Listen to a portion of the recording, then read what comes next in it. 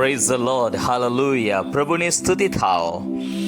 આપણા જીવંત, પવિત્ર અને મહાન પ્રભુની સ્તુતિ થાઓ. જેકલો રાજા, પ્રતાપી, ગૌરવી ઈશ્વર છે, તેમની સ્તુતિ થાઓ. આજના દિવસે પ્રભુ તમારી સંભાળ રાખો. પ્રભુ તમારા જીવનોને આશીર્વાદિત કરો. હાલેલુયા. આજનું મનન ફિલિપીઓને પત્ર 3 અધ્યાય અને તેની 7મી કલમમાંથી લેવામાં આવ્યું છે. ત્યાં પ્રેરિત પાઉલ લખે છે, પણ જે વાના મને લાભકારક હતા તે મેં ખ્રિસ્તને લીધે હાનિકારક ગણ્યા. એક બીજો ગુજરાતી અનુવાદ આ પ્રમાણે છે, એક સમયે આ બધી જ વસ્તુઓ મારા માટે ઘણી જ મહત્વની હતી, પરંતુ મેં નક્કી કર્યું કે ખ્રિસ્ત આગળ આ બધી વસ્તુઓનો કશું જ મૂલ્ય નથી. હાલેલુયા. પ્રભુની સ્તુતિ થાઓ. પ્રેરિત પાઉલની પાસે એવી ઘણી બધી બાબતો હતી, એવી બાબતો જે તેને વારસામાં મળી હતી, એવો વારસો કે જેના કારણે તે અભિમાન કરી શકતો હતો, જેના કારણે તેને ઘણા બધા ફાયદા થઈ શકતા હતા. પરંતુ જ્યારે તેને પ્રભુ ઈસુ ખ્રિસ્તની સાચી ઓળખ પ્રાપ્ત થાય છે, જ્યારે તેના જીવનનું બદલાણ થાય છે, જ્યારે તે પ્રભુ ઈસુ ખ્રિસ્તને ઓળખી લે છે, ત્યારે આ બાબતને કહે છે, જે વાના મને લાભકારક હતા, અથવા તો એક સમયે આ બધી જ વસ્તુઓ મારા માટે, દુનિયાવી બાબતો મારા માટે, માન, મોભો, મર્તબો, સન્માન, આ બધી જ બાબતો મારા માટે બહુ મહત્વની હતી.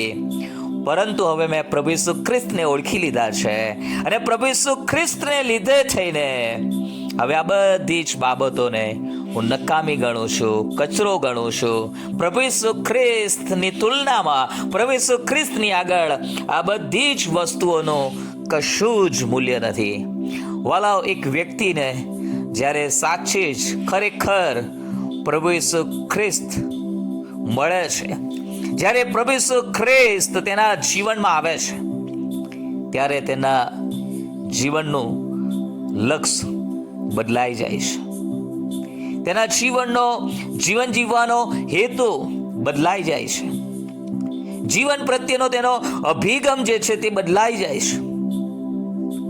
પહેલા જ્યારે પ્રભુમાં નથી હોતા, ત્યારે દરેક બાબતો માટે, દુનિયાવી બાબતો માટે, પૃથ્વી ઉપરની બાબતો માટે, જે નાશવંત બાબતો છે તેના જ માટે, અને ગમે તેમ કરીને, ભૂંડું કરીને પણ, ખોટું કરીને પણ, 2 નંબરના કામો કરીને પણ, એ દુનિયાવી બાબતોને હાંસલ કરી લેવા માટે, પ્રાપ્ત કરી લેવા માટે થઈને માણસ તનતોડ મહેનત કર્યા કરે. ખોટું કરવાનું થાય તો કરી નાખે, જૂઠું બોલવાનું થાય તો બોલી લે, જે પણ ગમે તેમ કરીને મને કંઈક ફાયદો થવો જોઈએ. પરંતુ જ્યારે એક વ્યક્તિનું બદલાણ થાય છે, એક વ્યક્તિના જીવનમાં પ્રભુ ઈસુ ખ્રિસ્ત આવે છે, ત્યારે એનો જીવન પ્રત્યેનો અભિગમ બદલાઈ જાય છે. હવે એનો જીવનનો હેતુ એ દુનિયાવી બાબતોને પ્રાપ્ત કરવા માટેનો નથી. પ્રભુ ઈસુ ખ્રિસ્તને તે એક સીડી તરીકે, દુનિયાવી બાબતો પ્રાપ્ત કરવા માટે ઈસુને એક સીડી તરીકે ઉપયોગ કરતો નથી. તેના માટે પ્રભુ ઈસુ ખ્રિસ્ત જ માર્ગ, સત્ય અને જીવન છે.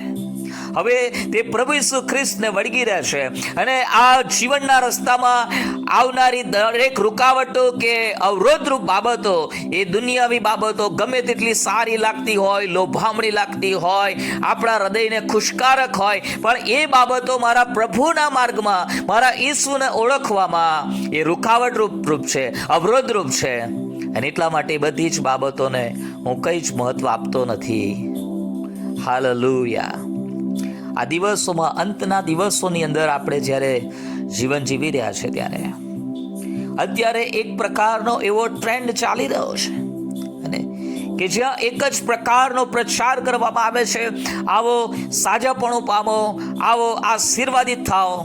જો કે આપણો પરમેશ્વર આજે પણ ચમત્કારો કરવા માટે, સાજાપણું આપવા માટે અને દરેક પ્રકારના આશીર્વાદો ખ્રિસ્ત ઈસુમાં આપવાને માટે સમર્થ છે, અને તે આજે પણ આપે છે. હું તે બાબતને નકારતો નથી, પણ આપણા માટે એ પ્રશ્ન છે કે હું પ્રભુ ઈસુ ખ્રિસ્તની પાછળ શા માટે જઈ રહ્યો છું?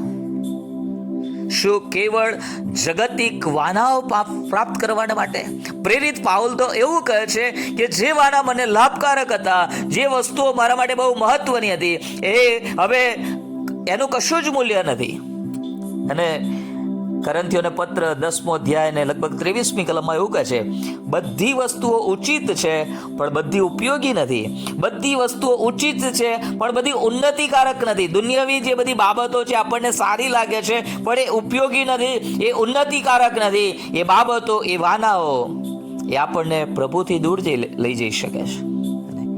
ઘણા લોકો આજે પરદેશમાં જઈને સેટલ થયા છે. પ્રભુનો આભાર, એક સમયે તેઓના માટે આગ્રહથી પ્રાર્થનાઓ થઈ અને ઈશ્વરે તેમના માટે દ્વાર ખોલ્યા અને તેઓ પરદેશમાં જઈને સેટલ થયા.